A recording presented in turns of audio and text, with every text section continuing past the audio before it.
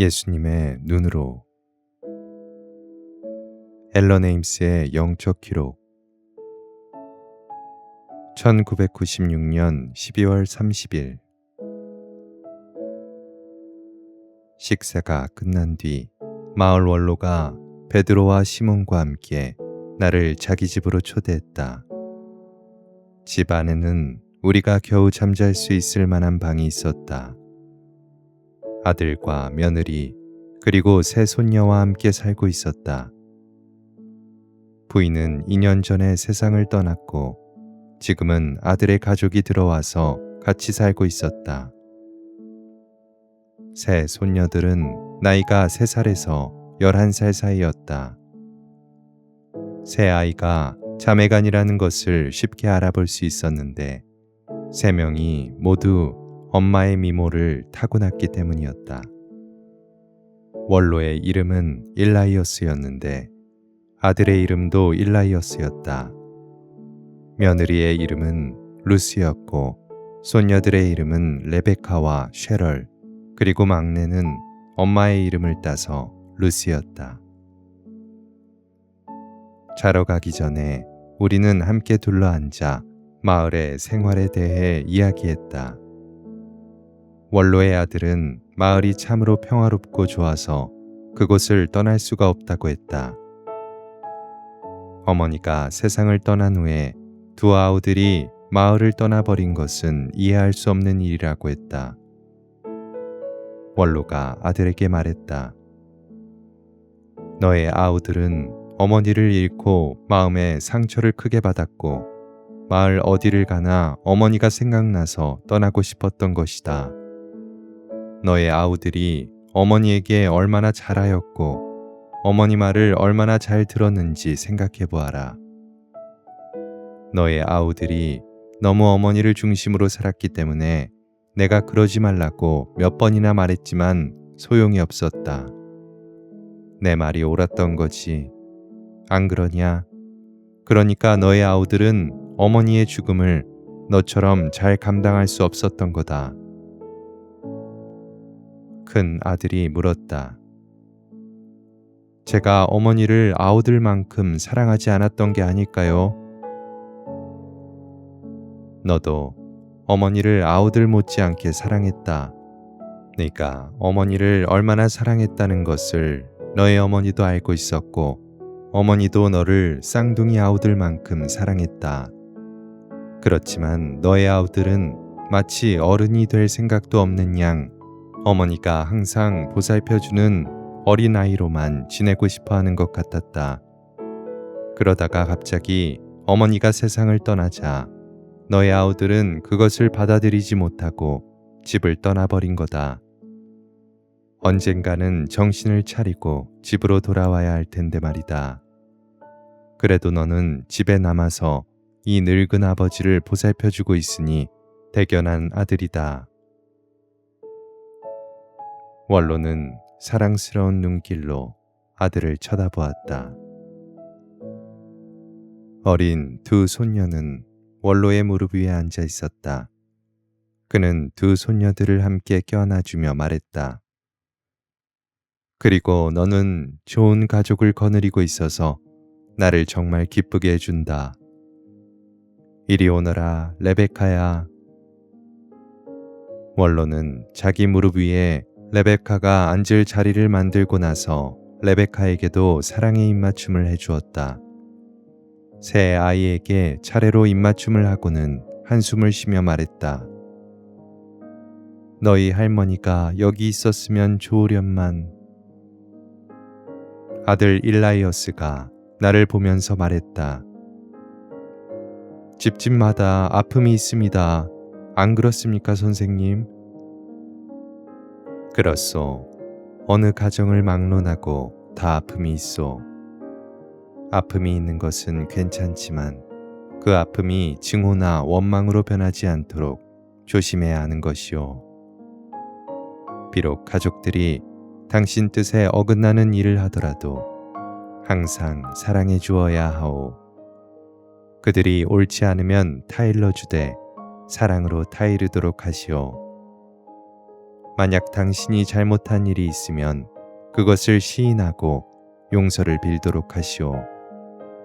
가정 안에 항상 사랑이 있어야 하고 그 사랑이 친구에게 기쁨이 되고 하느님께도 기쁨이 되도록 해야 하오.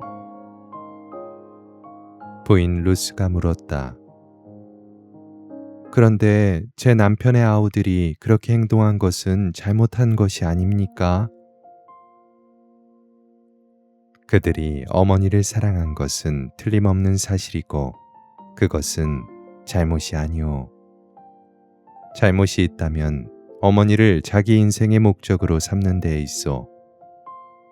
아버지는 그들의 사랑을 덜 받는 것만 같아서 마음이 아플 때도 있었고 형 역시 어머니와 함께 있고 싶었지만 아우들이 항상 어머니한테 매달리고 감싸여 있으니 어머니와 같이 있지 못해서 마음 아팠던 것도 알 수 있어.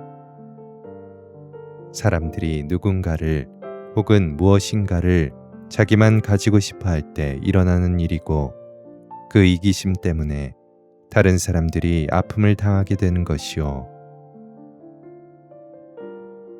그 아이들은 마음이 약간 혼돈되어 있을 뿐이지 좋은 아이들입니다. 그게 다 제 잘못인 것 같습니다. 제가 좀 더 엄격했어야 하는 건데 말입니다. 원로가 말했다. 그렇습니다. 좋은 아이들이었습니다. 그리고 돌아올 것입니다. 돌아왔을 때 인생은 한 사람을 중심으로 사는 것이 아니라는 것과 인생은 짧은 한순간에 지나지 않는다는 것을 배웠을 것입니다.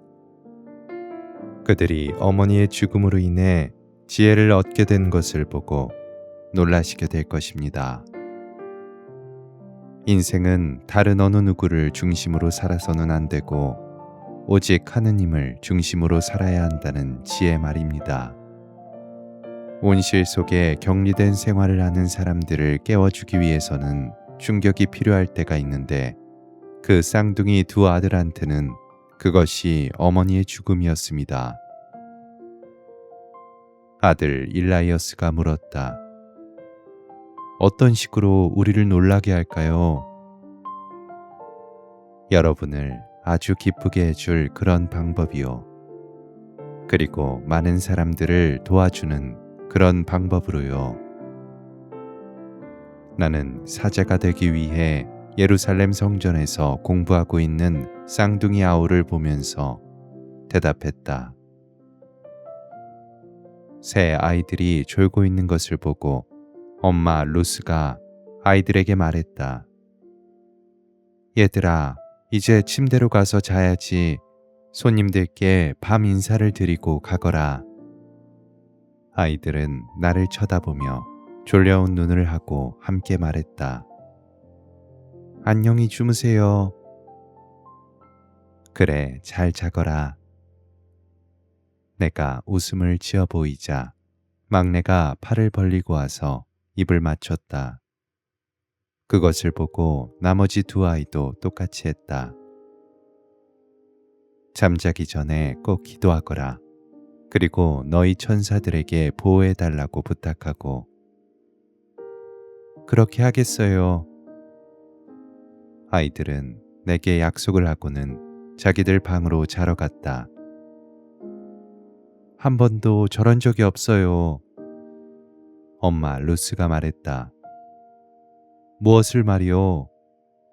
베드로가 물었다. 낯선 사람에게 입맞춤을 한 적은 한 번도 없었어요. 루스가 대답했다. 우리는 낯선 사람들이 아니고 친구니까요. 나는 앞에 있는 그 가족을 둘러보았다. 원로가 말했다. 네, 우리는 친구들입니다. 그럼요, 친구이고 말고요. 우리는 한동안 앉아서 그 가족의 이야기와 가정의 주춧돌을 처음에 어떻게 세웠는지에 대해 이야기했다. 사랑으로 세운 주춧돌은 온갖 역경 속에서도 꿋꿋이 서 있을 것이고 사랑이 없이 세운 주춧돌은 쉽게 무너질 것이다. 거기 있는 사람들에게 하늘에 계신 아버지께 함께 기도하자고 했다. 모든 가정이 하느님께 대한 사랑과 서로에 대한 사랑 속에서 자라나기를 기도하자고 했다. 자리에 누웠을 때 나는 슬픔이 밀려왔다. 가정에 사랑이 없기 때문에 수많은 사람들이 고통을 겪어야 하는 것을 생각하니 가슴이 아팠다. 헤어져 지내는 가족들, 괴로움을 겪는 마음들, 자식이 없는 가족들, 자기 하나만 생각하는 가족들, 거만스런 가족들, 자신의 살과 피인 자식들을 죽이는 가족들, 노인들을 무시하고 저버리는 가족들, 병들었거나 비정상이라고 해서 자식들이 태어나지 말기를 바라는 가족들, 다른 사람들이 굶어 죽고 있는 것을 알면서도 유흥만 찾으면서 자기들만 잘 살려고 하는 가족들, 그들을 창조하신 하느님을 잊어버린 가족들, 몇 사람에게 유리하도록 모여 살긴 하지만 가족이 아닌 가족들, 가족이라고 전혀 부를 수 없는 가족들. 이렇게 상처받은 가족들만 생각하다가 하느님께 진실되고 서로에게 진실한 가족들을 생각했다. 그런 가족은 결코 죽지 않을 가족이다. 잠결 속에서 나는 어머니 마리아와 나의 보호자 양부 요셉을 생각했다. 그들은 가족이란 어떤 것이어야 함을 이 세상에 보여주신 성가정의 본보기였다. 사랑으로, 오직 사랑으로. 다음 날 눈을 뜨니 막내 루스가 내 곁에 와서 자고 있었다. 루스의 머리가 내 어깨 위에 놓여 있었는데 루스의 심장 뛰는 소리를 들을 수 있었다. 나는 움직이지 않고 가만히 있었다. 그대로 그 순간을 즐기고 싶었다. 나에게 참으로 기쁨을 주는 순간이었다. 얼마 후에 집안이 소란해지더니 루스의 두 언니가 와서 한 명은 내 위에 앉고 또 한 명은 내 손을 잡고 말했다. 이야기 좀 해주세요. 네? 이야기 하나 해주세요. 루스는 깨어났으나 일어나지 않았다. 그냥 누워서 나를 쳐다보며 웃고 있었다. 내 배 위에 앉아있던 쉐럴이 말했다. 그래요, 얘기 하나 해주세요. 그리고는 엎드려서 두 팔로 내 목을 안고 말했다. 사랑해요. 나도 사랑해요. 루스가 샘이 난 듯이 말했다. 우린 모두 사랑해요. 레베카가 동의하며 말했다. 순결하고 천진난만한 사랑 속에 묻혀 나는 그대로 누워 있었다. 참으로 아름답고 흐뭇한 순간이었다. 베드로가 깨어나서 아버지 같은 어투로 말했다. 너희들 주님을 못 일어나게 하면 아무 이야기도 안 해주실 거야. 시몬이 나를 끌어안고 있는 아이를 안아 올려서 내 무릎 옆에 앉히고 여전히 나를 쳐다보고 있는 루스도 일으켜 앉혔다. 여기 너는 나와 함께 앉자. 나는 레베카를 내 무릎 위에 앉게 해주었다. 나는 아이들에게 이야기를 시작했다. 천국에 세 천사가 있었는데 그들은 하느님께서 자기들에게 영혼을 맡기시면서 잘 지켜봐 주라 라고 하실 때를 기다리고 있었지. 자기들이 맡을 영혼을 하느님께서 결정하실 때까지 기다리고 있었던 거야. 하느님께서 모든 것을 계획하시고 모든 것을 실행하신다는 것을 잘 알고 있기 때문에 천사들은 성급해하지 않고 기다렸단다. 어느 날 하느님께서 첫 번째 천사를 부르시더니 아름다운 여자 아기를 맡기시면서 잘 보살펴 주라고 하셨어. 천사는 하느님께서 원하시는 일을 할 수 있게 되어 즐거워하며 그 사랑스러운 아기 곁에서 너무 기뻐하며 어쩔 줄을 몰랐단다. 그 천사는 여자 아기를 다른 두 천사들에게 데리고 가서 보여주며 행복에 겨워했지. 세 천사들은 모두 아기가 참 예쁘다고 했어. 그리고 두 천사들도 하느님께서 부르실 때까지 기다렸단다. 어느 날 하느님께서 두 번째 천사를 부르시고 예쁜 여자 아기를 주시며 돌보아 주라고 하셨어. 그 아기는 첫 아기의 여동생이었지. 그래서 두 번째 천사가 아기에게 갔더니 첫 번째 천사가 그 아기의 언니와 함께 와 있었어. 두 천사는 자기가 맡은 아기 둘을 데리고 세 번째 천사에게 갔어. 세 천사들은 두 아기가 참 아름답다고 했어. 그리고 세 번째 천사는 하느님께서 부르실 때를 기다렸단다. 어느 날 하느님께서 세 번째 천사를 부르시더니 아름다운 여자 아기를 주시며 지켜주고 보살펴 주라고 하셨어. 천사가 그 여자 아기에게 가보니 처음 두 아기의 동생이었고 처음 두 천사도 가족과 함께 거기 있었단다. 세 천사들은 아름다운 세 자매들을 보살피며 지켰어. 하느님께서 만드신 사랑스러운 새 창조물을 지켜보는 순간순간이 새 천사들에게는 큰 기쁨이었지. 천사들은 낮에는 아이들 곁에 있고 밤이 되어 아이들이 잘 때는 아이들 위에서 그들을 보호하며 지켜주었어. 천사들은 아이들이 살아가는 한순간 한순간을 기뻐하고 아이들 곁에서 하느님께서 시키신 일을 하는 것이 즐겁기만 했지.